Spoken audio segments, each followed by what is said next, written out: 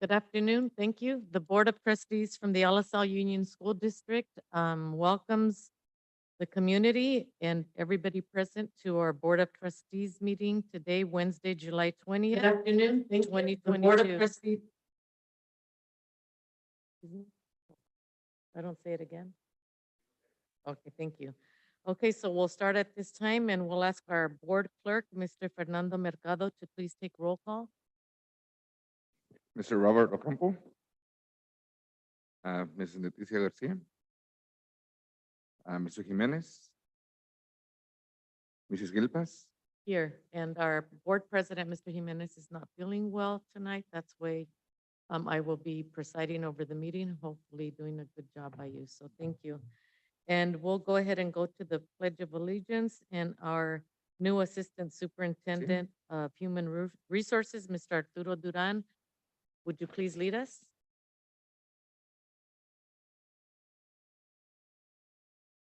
Allegiance to the flag of the United States of America and to the republic for which it stands, one nation, under God, indivisible, with liberty and justice for all.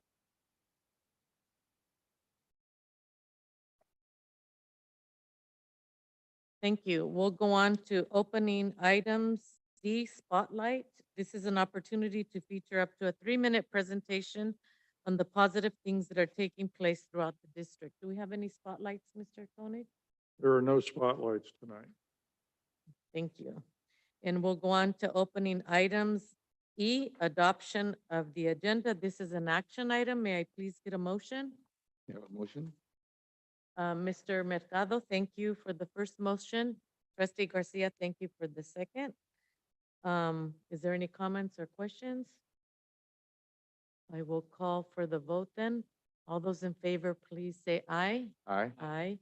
Are there any opposed? No. Motion carries 4-0 with one being absent. We'll go on to presentations. A, presentation, LSL Union School District's 2021 Independent Financial Audit Report.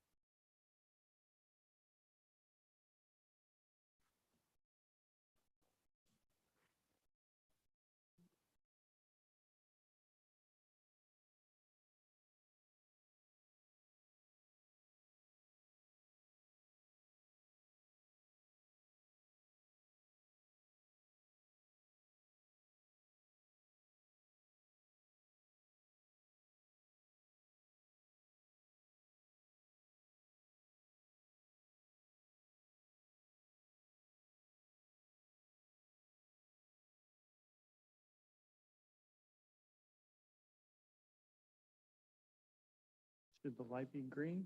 Can you, green? Okay. Hi. Hi, oh,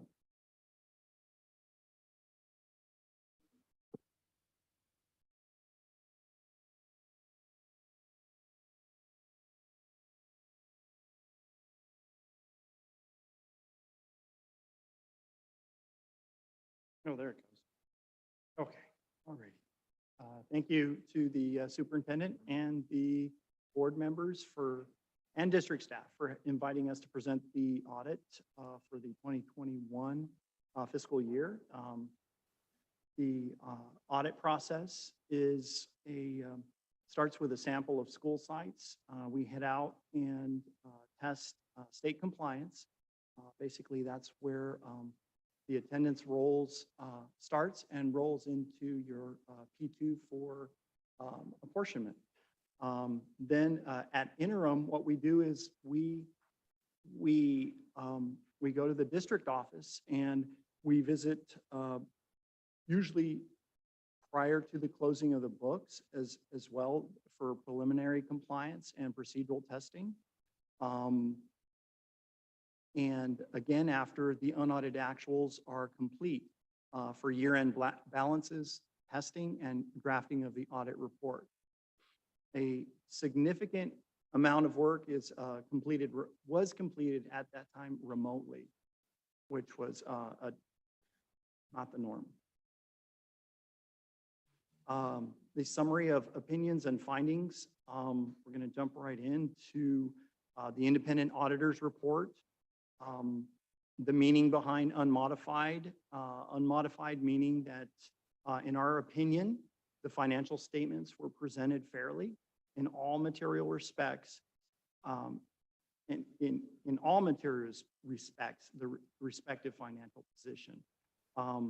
The auditor's report on internal controls noted several weaknesses, though, requiring some financial statement report level changes, which are noted on page 92.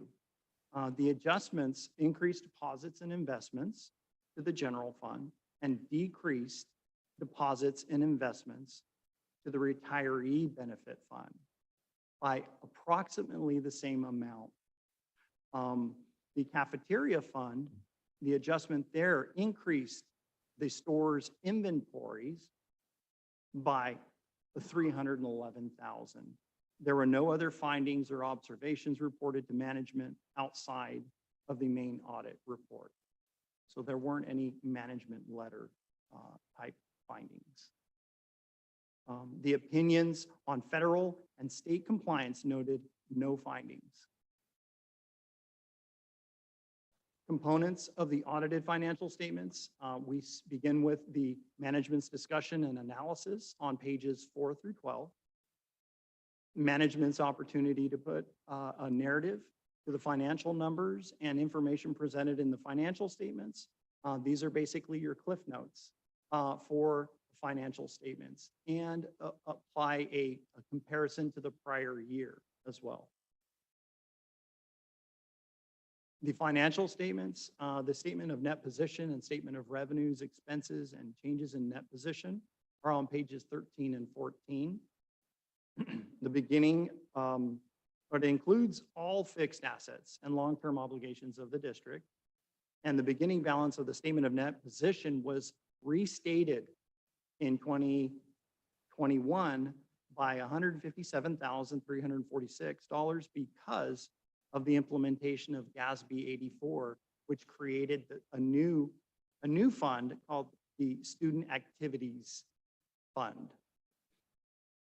This was all of the ASB activity that used to be reported in fiduciary funds, was now aggregated into the governmental funds under Fund 08. Fund financial statements follow, which present the district's largest funds and aggregate non-major funds. These statements are found on page 15 through 19. The non-major portion of the fund financial statements are noted on pages 80 and 81. The notes to the financial statements, which are basically not the detail, but a summary of each of the figures within the financial statements, are your notes to the financials. So when you look at your financial statements and you want to see what makes up that number, whether it be in apportionment or whether it be in state categorical funding or whether it be a bond issuances, any kind of debt asset balance can be located within the notes of the financial statements. Additional supplementary schedules begin on page 72.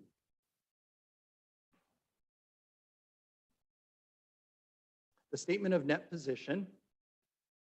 Net position at the end of 21 was 72.8 million. Unrestricted is deficit 69.1 million. Those are on your governmental wide statements, which include bonded debt and other long-term obligations, which you had of 88.5 million. Net OPEB liability, 21.6 million. Those are future retirement costs for active employees and retirees, and a net pension obligation of 102.1 million. This, along with the netting impact of related deferred outflows and deferred inflows, impacting the net position and unrestricted net position by 22.1 million. deferred inflows, deferred outflows, future contributions, future distributions. So that is all added to the estimate of the district's obligation for pensions. The district's fair share of, which is the district's fair share of unfunded STRS and PERS pension obligations. Fiscal year 2021, selected highlights. The general fund decreased by 2.2 million to 35.8 million. That was after 13.6 million was contributed to the capital outlay projects fund for construction projects. CARES program dollars spent were totaled 13.4 million, and that includes CRF, ESSER, and GEAR programs. The available reserves ended just above 10%, and that was about the same in the prior year. The state's minimum is 3%.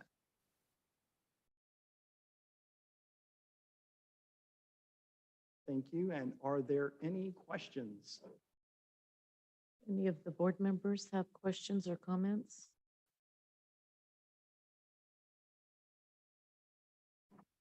Mr. Ocampo, please. No, just the only comment was just to thank you for the audit and, you know, it's good to, I mean, it's interesting in some items we underestimated and other items we kind of overestimated. I think you said the cafeteria, I think we had underestimated by 300,000 somewhere around there. I believe you said. So I know that we have made, or I'm sure we're going to make the adjustments based on your audit. So just want to thank you for doing the audit and bringing those items to our attention. Thank you. I appreciate it. Thank you. Ms. Garcia, did you have a question? Basically, just, okay, so you found no findings, meaning that there isn't any real concern with their budget. Is that There correct? is a financial statement finding. It is on page 92. The finding in this case has to be recorded because of the materiality of it. We perform calculations to determine whether or not they would materially misstate financial statements if we didn't make those changes, and those rose above that threshold. So even though the funds themselves netted, okay, when I say the funds, there were two portions of the finding. There was one where the two funds almost netted out to zero. And then the cafeteria fund, which was usually at the end of the year, there is an adjustment done to the ending inventory balances that wasn't completed. So it increased your fund balance in the cafeteria, and we had to put that in a finding, even though it was a positive amount, because it very well could have been a negative amount. Mhm. So findings are, we don't discriminate with findings. You know, if it's an increase to a fund balance that had been missed, we have to, if it rises above the materiality, write in a finding that, hey, you know, there's a large amount that was left out, or that was recorded inaccurately, even though the effect was, in your case, this in 2021, positive. Thank you. I don't have any other questions. Thank you. Thank you. So I just kind of, if I Yes. may, I just kind of wanted to understand that a little bit more. What we were talking about, the 300,000. So that's what's called a material weakness that was found by the auditors, right? Yes. And then later, 196,000 was found that kind of offset it. or what happened? Okay, so there were two different cases that were found. One was the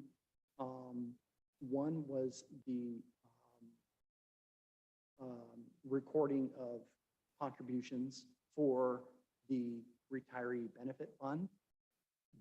And the timing for that hadn't occurred. Okay, so it was basically at the end of 2021, what was posted had not occurred yet, so we had to reverse that. Okay, but the reversal is corrected in 21, 22. So in that case, the amounts were very similar.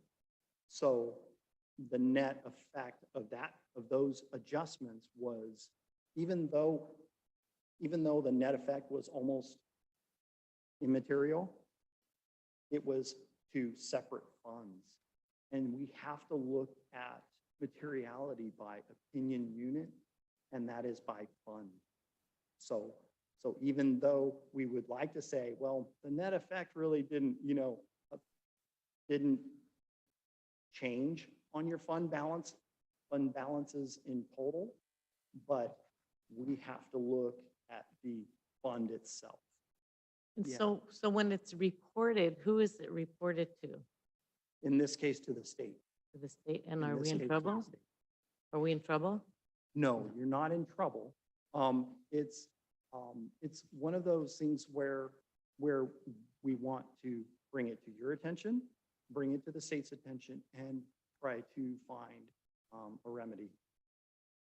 So then whose responsibility is it to find the remedy? So the Well- auditors will bring it out to us, right? And Yes, then we do. So who fixes it so that it doesn't happen next time? And I don't mean to focus on the negative because the Yeah. report overall is very positive. The audit Yes. report, I believe it to be very positive, but you know, Yes. we always focus on that one little thing that's not, going well. Yeah. So who fixes it and how? Okay, so if I go to page 92, I believe the effect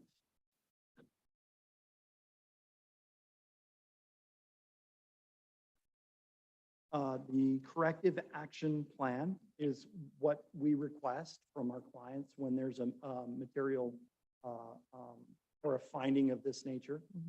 And the district concurs with the finding. The new fiscal personnel will determine if a closing calendar and task list exists and ensure the issues noted above are added to it. So you typically there is a list of items that I'm sorry, it was on page 93. There's a list that is used to ensure that all closing procedures have been completed. And if the procedures that we had noted had not been completed, then the district would ensure that they add that to the list, to the tasks for closing the books. Thank you. And overall, it is a positive audit, Yes, it and is. things like this are rare. It I is. understand in the reading. It is. So, awesome. Thank you. Anything else from our trustees? Thank you very much. Thank you. Thank you for having me. We'll go on to item number 3, public comments concerning items on the open session agenda and/or non-agenda items. The guidelines are that there's a 2-minute limit for individuals and a 20-minute limit on total public comments. And there's no ceding of one's time to other individuals. And I believe that our timekeeper is Mr. Abasi. And he will be ringing the bell on anybody who goes over the 2 minutes, but that doesn't mean we're not interested in what you have to say.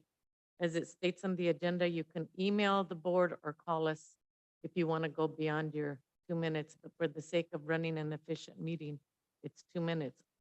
So do we have any comments that you know of, Superintendent Koenig? There are no comments at this time. Okay, thank you. So you're not going to ring your bell tonight, Mr. Abassi, huh? No, no bell ringing. Okay, saved by the bell. Thank you. We'll go on to item B, individuals wishing to address the Board of Trustees on open agenda items and/or items may do so then at this time. Our starting time is 5:50. But I don't believe we have anybody that wants to address the board, so we'll say 5:51. We'll go on to item number C, association comments, and we'll start off with the LSL Teachers Association.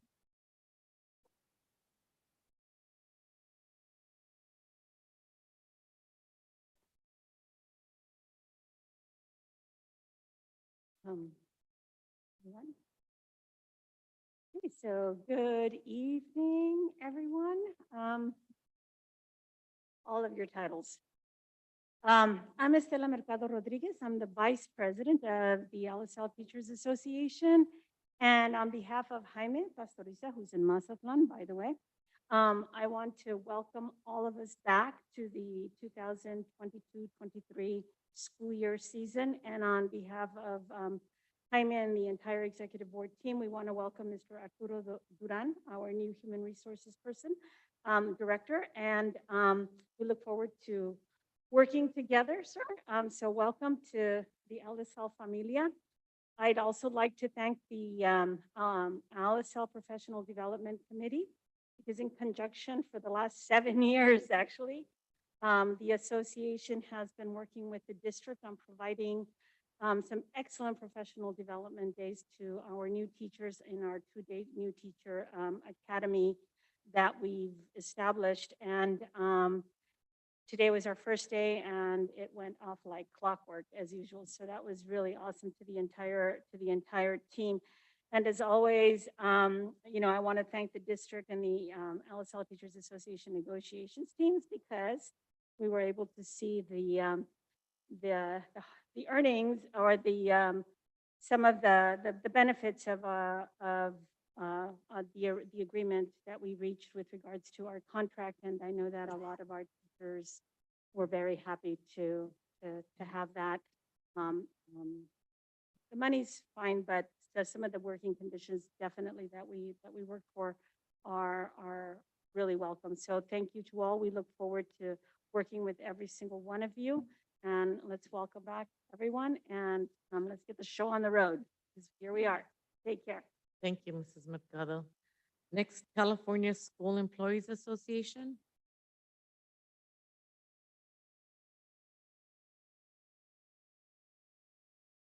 Good evening, everyone. Keiko Inoue, CSA Chapter President. First, I just want to say welcome to everyone and welcome Mr. Duran. And we CSA look forward to work with you. And like HAA, CSA is happy to with the result of the negotiations. And I hope and I wish that this year is less stressful for everyone, because I think last year all the staff and students, everyone was so stressed because of the pandemic. And but I hope this year is a better year for everyone. Thank you. Thank you. And United Substitute Teachers Association? No. We'll move on to item number 4, board member reports and superintendent reports. And we'll start with our board members. Ms. Garcia, do you have anything?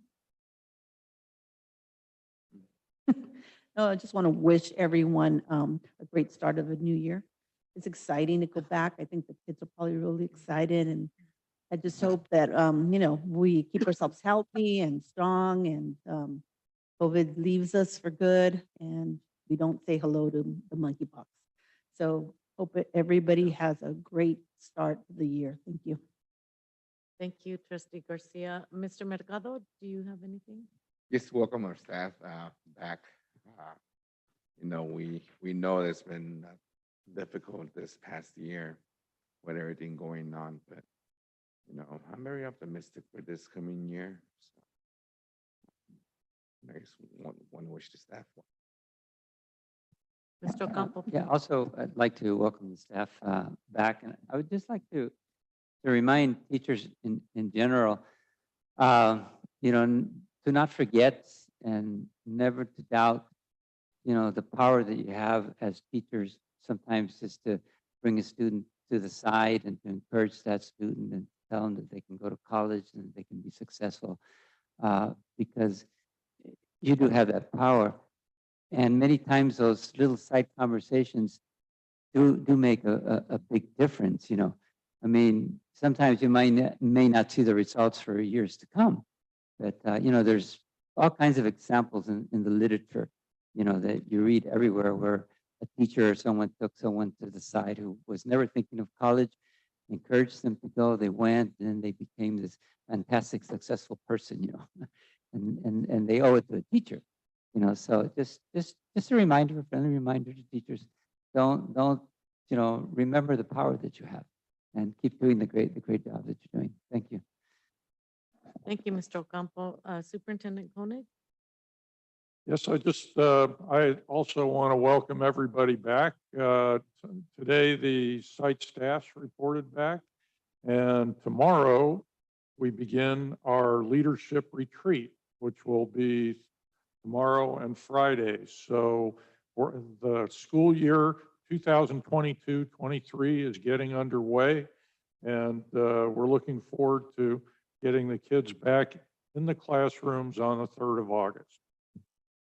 Thank you. And I just wanted to say we're welcoming staff back. I'd like to say thank you for those that never left and were here with us all summer, especially some of those are our custodial staff, our maintenance staff that didn't get to, they'll take their vacations at other times of the year, but they stayed there for the whole summer. So thank you. And we're looking forward to a great year. Going on to consent agenda. We need a motion to approve the consent agenda. This is an action item, please.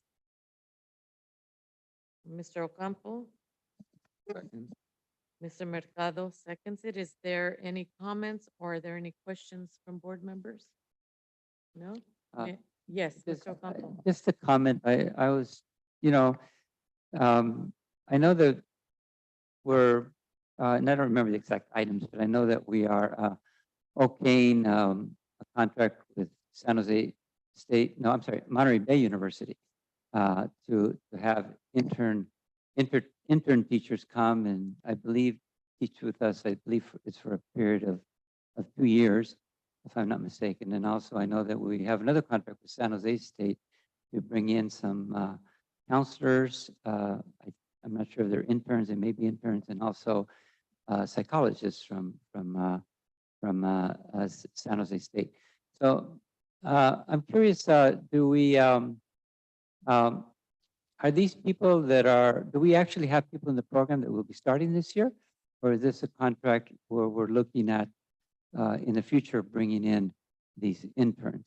That's my question. So at this time, we're gonna do reports and comments from board members, but Mr. Koenig, would you please note Mr. Ocampo's question? And who will be getting back to him with the answer? Mr. Duran. Would you like him to repeat the question, Mr. Duran? Well, we have these contracts, MOUs with San Jose State and Monterey Bay University to hire teachers that will be doing an internship with us for 2 years. And at the end of those 2 years, my understanding is they'll fulfill their teaching credentials.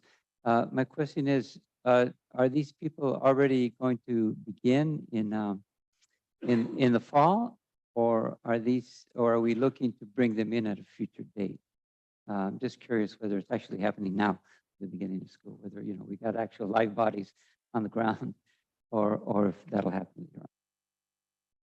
Thank you, Mr. Ocampo, and thank you for addressing that, Assistant Superintendent Duran.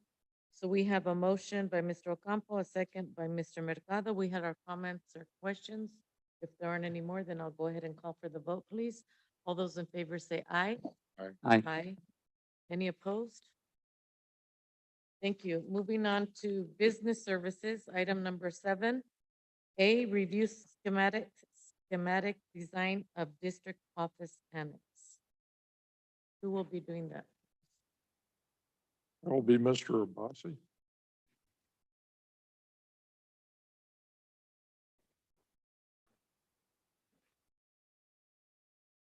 I'm going to ask Clemente to help me with the opening the design, the pictures. Okay.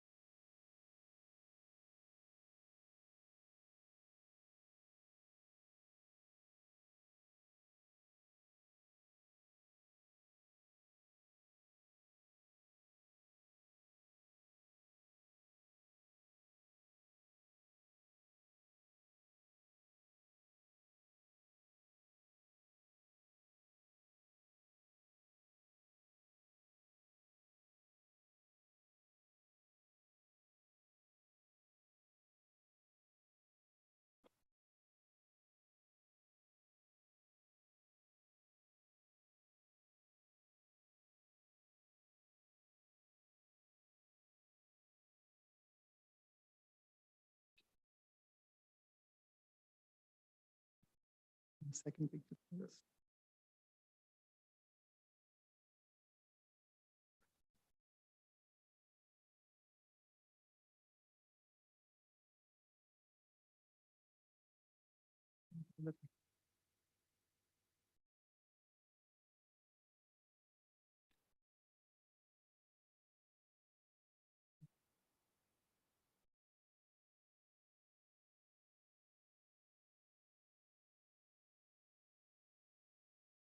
I apologize for that. So we have been working with our architects and some other design specialists to come up with the design.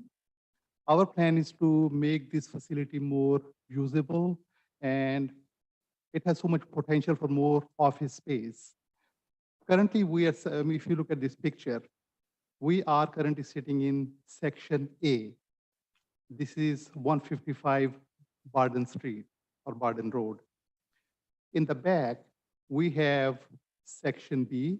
This is our warehouse, and we shared the design, the schematic design, and the layout of their plan about 3 or 4 months ago.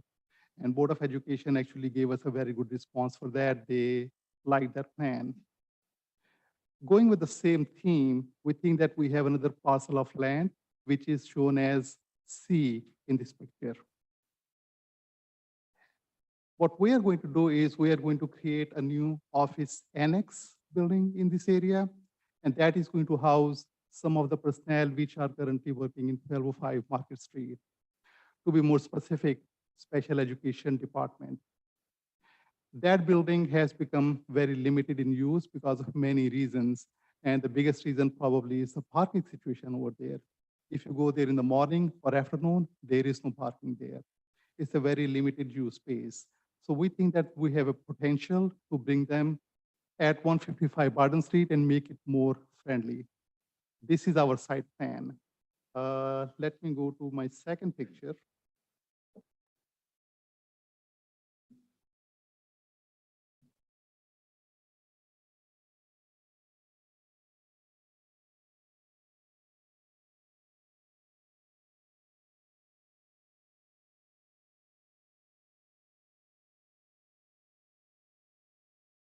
All right. So we have been working with our architect, in-studio architects. At the same time, we had to consult with Monica Anzo because she is actually expert in knowing how many people she needs in the new building and what kind of functions they can perform. So with all that information, like how much space we have, how many people we need to house in the new annex building, we came up with this plan. In this plan, we think that we can bring about 11 to 13 people in the new building. If you look at that design, and if you can follow my cursor, we are going to bring the director of special education. Director of special education has 3 program managers. So they are going to have 3 office spaces for program managers. In addition, we are creating 2 more office spaces, private office spaces for behavior analysts.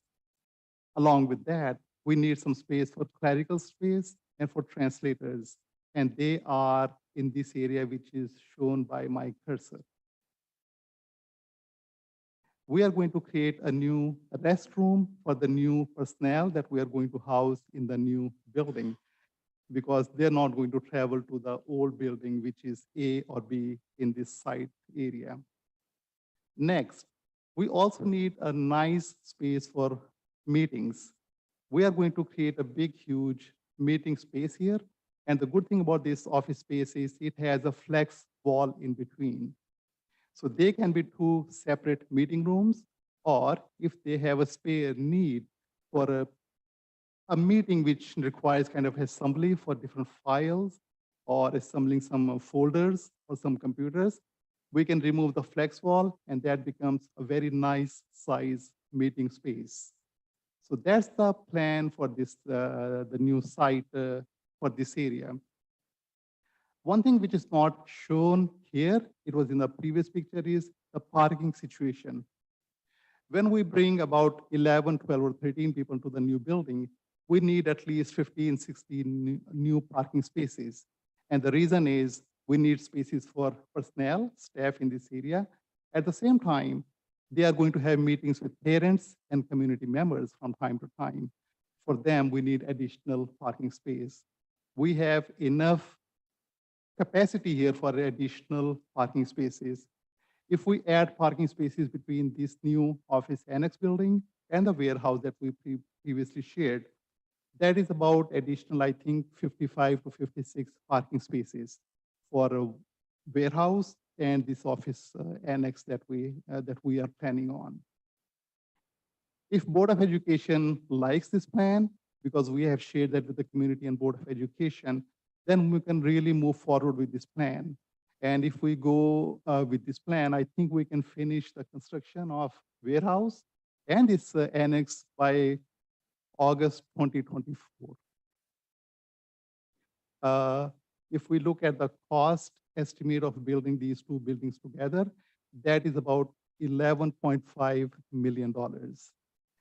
Previously, we shared that if we just build warehouse, that's about $9.5 or $9.6 million.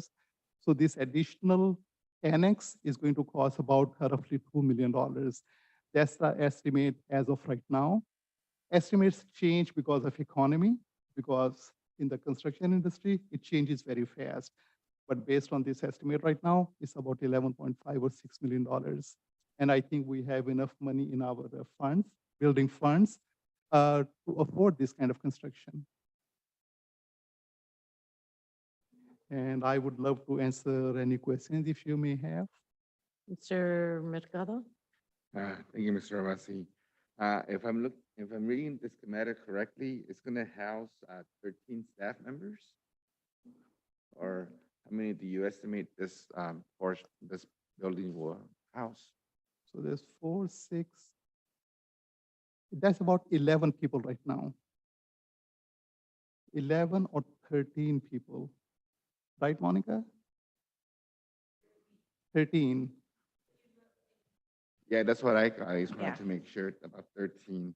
And did staff give input on this? Which staff members gave input for the design? Can you please repeat the question? Sure. Staff members, did they have any input in the schematics here? Only staff members we have so far is actually the cabinet in this case, but we like to share things with Board of Education first, because Board of Education has to bless things before we can share things with other staff members. So if Board of Education is all right, okay with this plan, then we can start sharing with other staff members as well. Well, something that stands out is for 13 people, you have 4 bathrooms? We have, I think, 4 bathrooms, and they are individual bathrooms. They are unisex bathrooms.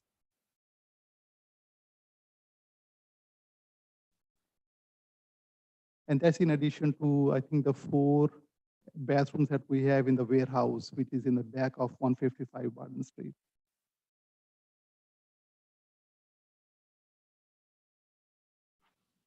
Wow, 4 bathrooms for 13 people. I don't know. I don't know how you guys feel about that. Mr. Mercado, you're saying there are too many bathrooms or not enough bathrooms? Well, he's looking at our new district office only has 2, right? And this one has 4, and it's 13 people. If I may, you might also consider that, yes, it's for 13 staff members, but I might have a professional development or a meeting, a parent meeting going on at the same time that we have work happening in the rest of the office. So because it does have those 2 training rooms, there might be more people at times there. And if I add one more thing, that probably one of the bathroom is going to be designated for special needs staff members or special needs children or those people who need special arrangements. Thank you for that clarification. Um, And one more question. Sure. Time frame, should we move forward with this? Do we have a time frame? We can, based on this plan, I think we can move forward very quickly because we have space, we have funding to make these buildings. The design is there. We can file for permits with the city. And currently we are looking at a completion by August 2024. Thank you. Thank you. Ms. Garcia? Or, I'm sorry, I thought you wanted to say something. So, yeah, thank you for that. I mean, yeah, I don't have a problem with the 4 restrooms. I think Monica's probably right. She'll have lots of people in there that will, will need the restrooms. But I was just hoping that we could look at more green building. I think I mentioned that before. Is there any plans to have any part of this building be a lot more green friendly? And I'm talking about let's see, solar panels, stuff like that, water recapturing systems, if it ever rains. Not that it's raining anytime soon, but I mean, eventually. I mean, have you been to the CSUMB library? I think when it first opened, I went and I was really taken aback that they put all these ideas into place. And so I was hoping that, we'd be looking at having a greener building. And also, we're getting into that point where California is going to be electrical sparse. Is there any place in this plan where there might be some electrical Tesla car chargers? I can definitely talk to our architect about these. And I don't know how much those are, so really I don't know anything about them. But I mean, there's going to be a point where we're all going to have to drive an electric car. I think that's the plan, governor planner. And I'm hoping that maybe, there'd be some chargers there so people can take advantage of the time that they're there, just in case. All right, I'll take this input definitely and talk to the architect to incorporate the changes. Okay, thanks. Thank you. Mr. Ocampo, did you have any questions or comments? Thank you. I did. I had a couple of comments here. What did you say the total cost is? The combined cost between the warehouse and this building is about $11.6 million. So where's the warehouse going to be? That is in the back of the building, back of 155 Barden Road. Okay, so these buildings, they didn't take place of the warehouse. We're still going to build the warehouse. Yes. Oh, thank So you. these are additional 2 buildings, warehouse and annex. Okay, thank you. So I had a couple more comments / questions. So we have a nice meeting room, the old boardroom, and It was supposed to be used for meetings, and I don't mean to be negative here, but it became a storage place, right? How do we know that's not going to happen here? Besides Mrs. Anzo saying that it's not, and I believe her. Who's going to watch after that? How do we know? We did a tour of the old boardroom, and a lot of offices were storage.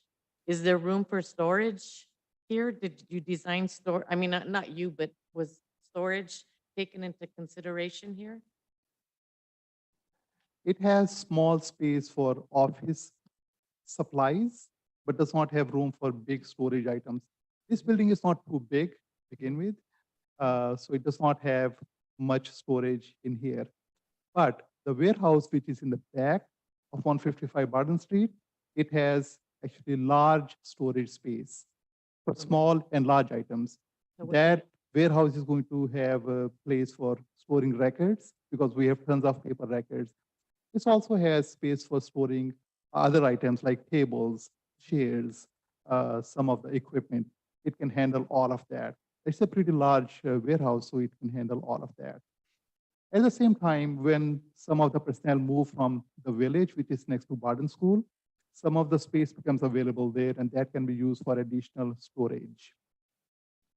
Thank you. And I'm all for this, but I'll tell you a little problem that I have, or maybe I should ask the question.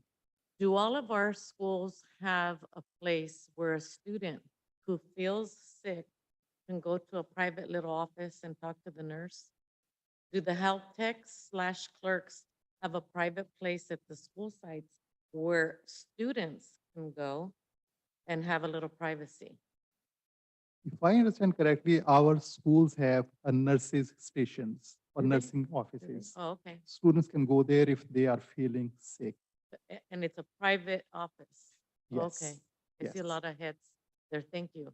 Thank you, because I think that would be my concern too, is that we have to put the students, I know that this is important, so thank you. So we're not voting on this tonight. You're sharing information. This is information And item. thank you, Yes. and I appreciate that. If there are no more comments, then Mr. Abbasi, thank you so Thank you. much. Okay, we'll go on to continue on with business services. B, Resolution 2122-30, issuance and sale of general obligation bonds. This is an action item, so I do need a motion. I'll make a motion. Mr. approve. Ocampo, thank you. And Ms. Garcia, and does the representative want to say something, Mr. Koenig, or is he just here for comments maybe? Or questions? Yes, we do have Mr. Shin Green from our financial consultants at East Shore Consulting. And I think Shin has something to say, and he's available for any questions that the board has Thank with you. regards to this resolution. Shin? Thank you to the Honorable Board. I'm Shin Green of East Shore Consulting. You're used to seeing my colleague, Miguel Rodriguez. Miguel is a little under the weather tonight, so he sent me in his stead. I'm here to provide any answers to questions, but we'll provide just a little background on Resolution 2122-30, which you're considering tonight, which authorizes the sale of general obligation bonds, specifically from Measure M of the district, in the amount of up to just over $32 million. You've seen this resolution previously, as we have authorized in it the ability to issue capital appreciation bonds, which triggers the requirements of AB 182. So you have seen this previously for a first reading, along with estimates of the costs of capital appreciation bonds if utilized. In addition, this resolution for consideration tonight sets forward the terms and conditions for the bonds to be issued, allowing for the issuance of up to $32 million, which is the remaining amount authorized under your election of 2016. That will be issued, and we anticipate completion sometime in late August, early September, to provide additional funding for facility-specific matters approved by your voters through the 2016 election.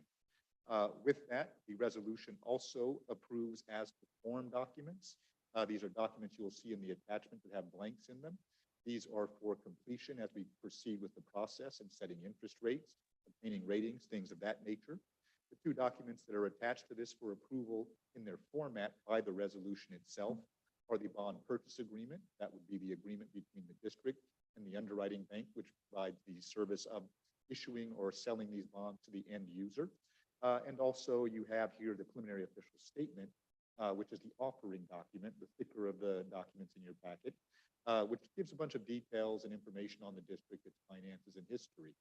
Very interesting document to read if you ever have some spare time or ever having trouble going to sleep. With that, if there are any questions on the documents, the resolution, or the process itself, I'm happy to entertain and answer them at this time. Any question from board members? Comments? Thank you. Thank you very much. So we're going, let me see. Mr. Mercado, did you have a, oh, okay, thank you. Okay, so this is an action item. I lost my place here, Mr. Conley. So am I helping Ms. 7A. Gilpas? Okay, resolution, here we go, thank you. So we need a vote. We already have, thank you so much. We have Mr. Ocampo made the motion and Ms. Garcia made the second. So all those in favor, please say aye. Aye. Aye. Opposed? Motion passes 4-0 with one being absent. So item number C, under business services, the review of the Alisal Union School District's 2021 Independent Financial Audit Report. It's your night, I guess, Mr. Abbasi. Is somebody gonna? This is the item that That the he just read? auditor just made the Okay. presentation about. This is just an item, an information item on the Okay. board agenda to document the board's review of the audit. Awesome. Thank you so much. We'll go ahead and move on then to human resources. A, provisional internship permits, PIP 2022 to 2023. This is an action item. I need a motion, please. Trustee Garcia, I'll second. Mr. Ocampo, Trustee Ocampo, any questions? Comments? We'll call for the vote. All those in favor, please say aye. Aye. Opposed? None? Motion carries. Thank you so much. So we'll go on to continuing on in human resources. Variable term waivers for the 2022-23 school year. This is an action item. I need a motion, please. I'll make the motion. Trustee Mercado. The second. Trustee Garcia. Comments, questions? Thank you. I'll call for the vote. All those in favor, please say aye. Aye. Opposed? None? Motion carries. Thank you so much. Item number 9, administrative services. Agreement with Atkinson, Andelson, Loya, Rudd, and Romo for legal services during the school year 2022-23. This is an action item. I need a motion, please. I'll make the motion. Mr. Campo. I'll second. Second, Mr. Mercado. Questions, concerns from board members? No? Thank you. I'll go ahead and call for the vote there. All those in favor, please say aye. Aye. Aye. Opposed? None? Motion carries. So we'll go on to B, consideration and action regarding contract term and executive compensation. James R. Koenig Jr., our superintendent. This is an action item. I need a motion, please. Trustee Garcia makes a motion. I'll second that. And Mr. Ocampo seconds it. So before we go on it to the vote, there's something that by law we have to read out in open session in a public meeting. So I'm going to go ahead and do that at this time. So the district will consider approving an amendment to the prior employment agreement entered into with Jim Koenig for superintendent. This simple amendment only affects the length of the contract and his compensation. The amendment is in the spirit of increasing the compensation of all district employees, including employees who are not represented by bargaining units. Consistent with pay increases that represented staff have already received, Mr. Koenig will receive the following. The length of Mr. Koenig's employment contract shall be extended by 2 years and shall expire on June 30th, 2025. Mr. Koenig shall receive a one-time payment of $11,000. Starting on July 1st, 2021, Mr. Koenig's base annual salary will be increased to $231,000 yearly. The remaining terms of Mr. Koenig's employment as superintendent will be unaffected. So with that read and in public, are there any comments from board members? Questions? I guess my only comment is that, you know, we gave everybody a 5% raise, so I'm a strong believer in kind of like the fairness philosophy, you know? Do it for one, do it for another. It's just kind of the fair thing to do. So that's my only comment. Congratulations, sir. Thank you. So now we're take a vote, please. All those who are in favor? Say Aye. Aye. 4-0 in favor with one absent. Motion carries. Congratulations, Mr. Koenig. So we'll go on. Very much. You're very welcome. So we'll go on into future agenda items. Do trustees wish to add anything at this time? And of course, we know this is not the only opportunity to add something. It's good for the public to know what's on our minds. Yes, Ms. Garcia. I know that that's probably going to be automatic, but yeah, I think we're probably all holding our breaths to see the scores, the state scores. So I'm assuming you'll be getting those soon, and then you'll be presenting them to us. We're all holding our breath with that. But yeah, I'd like to see that, that information, that data from our students. Right, we've got that scheduled for the next board meeting. Thank you, Trustee Garcia. Any, Mr. Ocampo? And it's something I talked about last time, but you know, just the whole topic of dual immersion, which everyone knows works. And I know that we're trying to grow it.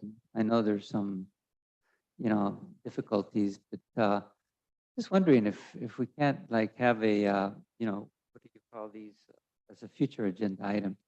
You know, like to have a better understanding of what we're doing right now for dual immersions and what the prospects look like for growing it. You know, since all the data seems to indicate that it works, and just to look at that at some future day. Thank you. Okay, I don't have anything, so we'll go ahead and go to item number 11, public comments, closed session agenda items only. There will be a 2-minute limit for individuals on public comment and a 20-minute limit on total public comments. There's no ceding of one's time to other individuals. Individuals wishing to address the Board of Trustees in closed session, agenda items may do so at this time. Our starting time is 6:28. Being that there are none, we'll end public comments for closed session at 6:29, adjourning into closed session at 6:29. Thank you.